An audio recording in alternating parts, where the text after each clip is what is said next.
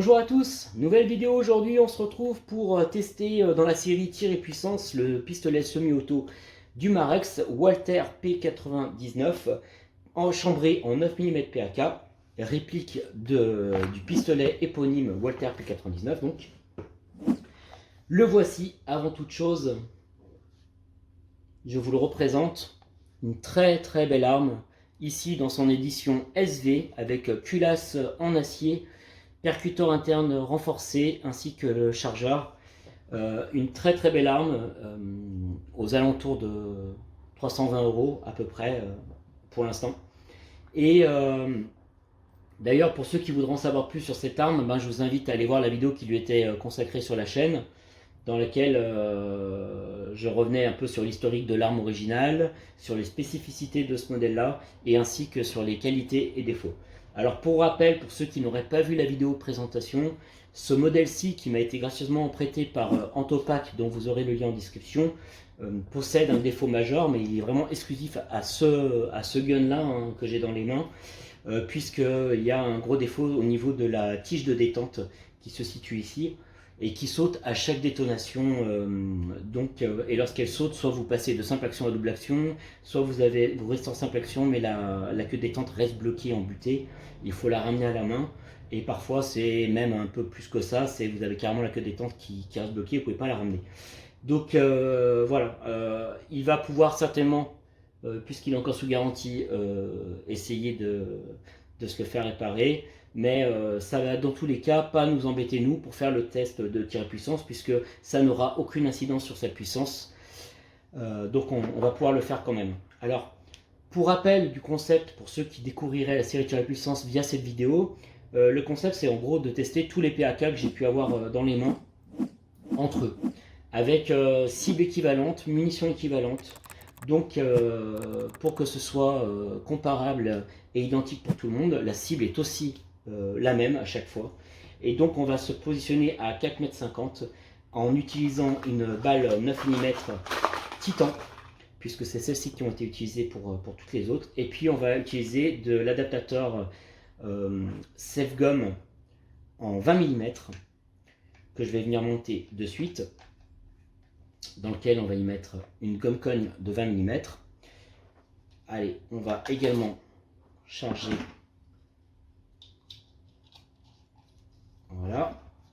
Et approvisionner l'arme. Donc la cible, elle est comme d'habitude, comme je vous le disais. Et si jamais on fait un petit récap de l'ordre des puissances des PAK qui sont déjà passés, alors si on en faisait une petite pyramide de puissance, on trouvera au sommet le Bruni PPK, qui je le rappelle est la réplique du Walther PPK. Enfin le Bruni New Police, pardon, qui est la réplique du Walther PPK, c'est un peu plus clair comme ça. Et à sa base en moins puissant, pour le moment, on y retrouve le Kimar 92 et également le Glock 17 PAK du Marex également. Donc ce qui va être intéressant, c'est qu'on va se retrouver finalement avec une seconde arme du Marex.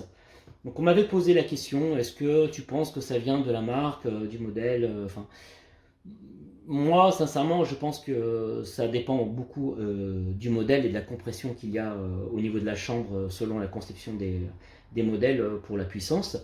Mais par contre, ce qui peut être intéressant quand même à cette question, et on va voir si un deuxième test peut être assez significatif pour y répondre, c'est est-ce que l'Umarex a tendance à uniformiser un petit peu la puissance sur ses pistolets semi-auto PAK, ou est-ce qu'on peut se retrouver avec des vraies divergences, des vraies différences de puissance entre deux modèles PAK de la même marque. Voilà.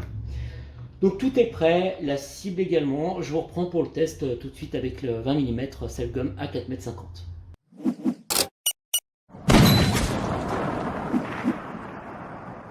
Voilà, on se retrouve pour le test avec le Walther P99 à 4,50 m. Vous êtes actuellement situé à 4,50 m de la cible, qu'on va aller voir ensemble. Voilà. Donc cible que vous connaissez bien, qui a servi donc aux différents tests PAK précédents. Donc voici tous les impacts, avec la différence de celui-ci, c'est une exception puisque c'était le Kimar 92 en 18 mm, tous les autres ont été faits en 20 mm. On repart à 4,50 m. Voilà, je vais vous repositionner ici. m'assurer que vous êtes bien cadré. Tout a l'air bon. Je récupère le gun qui est donc déjà provisionné. Il va falloir simplement armer la culasse. Bien entendu, avant, casque pour se protéger les oreilles. Voilà. J'arme la culasse. est positionné à 4,50 m. Je suis donc en simple action. Vous voyez que là, pour vous montrer, la détente fonctionne normalement. Et après tir, avec le défaut qu'il y a exclusivement sur ce gun, la détente va sauter normalement. Donc voilà, je suis à 4,50 m. Et on va essayer de viser un endroit qu'on arrivera facilement à retrouver parmi les autres impacts. Donc c'est sur la droite de la cible. Comme je le disais dans la vidéo de présentation, il avait tendance à tirer un peu à droite, mais bon, ça reste très précis quand même. Et puis je rappelle qu'il a la hausse réglable au cas où, si vous voulez faire du point visé, point touché. Donc on a tapé ici. Ça fait un bel impact hein, quand même. Allez, on va regarder ensemble. Donc pour rappel, derrière il y a une planche. Hein. Voilà.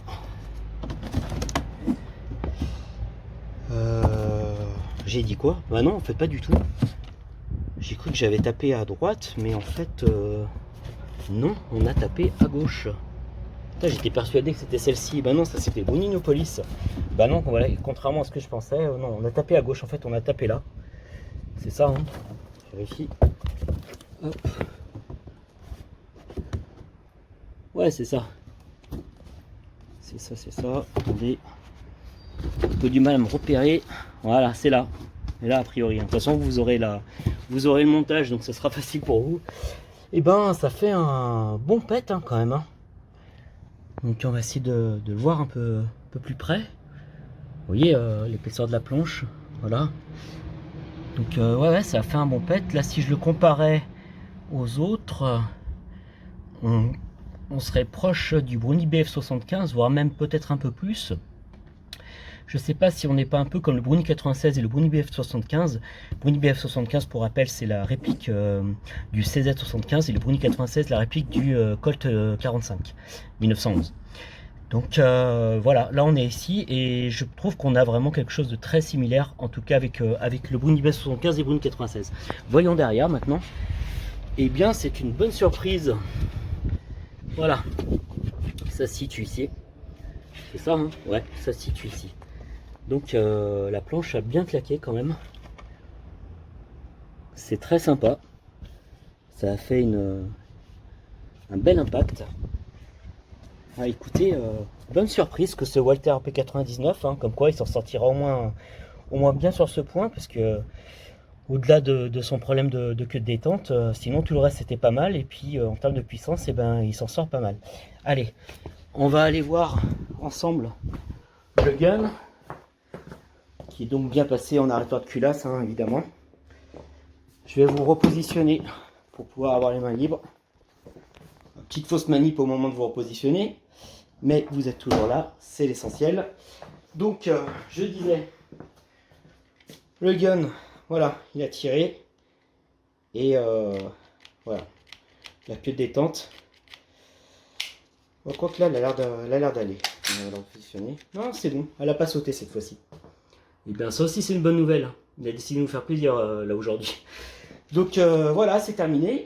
On va donc se retrouver simplement pour la mini conclusion dans laquelle je vous montrerai quelques photos. Mais on a quelque chose de très bien. Voilà. À tout de suite.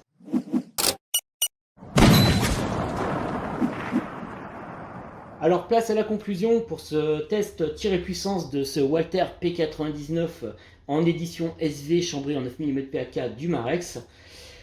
Alors que dire? Bon, déjà il m'a fait un peu mentir au niveau de la queue de détente. Pour une fois, la tige de détente n'a pas sauté et il s'est comporté normalement, ce qui est une bonne chose, même si ça n'enlève rien aux défauts quasi systématiques qu'il a là-dessus. Et il part très prochainement chez son propriétaire qui a déjà entamé des démarches pour pouvoir essayer de se le faire réparer. Je crois qu'il y a plutôt des signes positifs pour ça et c'est tout ce que je lui souhaite parce que c'est vraiment une belle arme et ça serait dommage que qu'il ne puisse pas en profiter à cause de ce problème-là. Donc c'est tout ce que je lui souhaite, c'est que ça aille jusqu'au bout à terme pour lui réparer. Sinon, à côté de ça, il m'a fait aussi un petit peu mentir au niveau de la visée, puisque j'avais tendance à dire qu'en entraînement, il tirait un peu à droite de l'endroit où je visais, ce qui n'est pas important encore une fois, puisque là-haut c'est réglable, donc on peut très bien faire du point visé, point touché à sa vue. Et puis là, pour le coup, j'ai tiré plutôt à gauche, mais je pense que j'ai tout simplement un peu moins bien visé. Que dire de plus? Le plus important en fait, il s'en est super bien tiré. Et là, je vais essayer de faire un peu de place pour que vous le voyez. Alors en vidéo, ça va être un peu compliqué, mais j'essaierai de vous illustrer comme je peux. Mais, et sans vous faire bouger dans tous les sens, voilà. Donc j'espère que je suis cadré. Oui, alors voilà, le Walther P99 a tapé ici. Là, vous avez Bruninopolis avec un impact un peu plus profond, que ce soit recto verso de la planche. Et là, clairement, en analysant de manière un peu plus posée, je me rends compte que ça a tapé quand même plus fort que le Bruni 96. Et il se situe vraiment à équivalence du Bruni BF75, voire même un petit peu au-dessus. Donc, il s'en tire haut la main, hein, puisqu'il prend la deuxième place à minima ex aequo avec le BF75. Très très bonne surprise que la puissance qu'a développé ce Walther P99. Il a donc plein de beaux atouts pour lui. En plus de son esthétique, encore une fois, magnifique. Moi, j'adore. Voilà.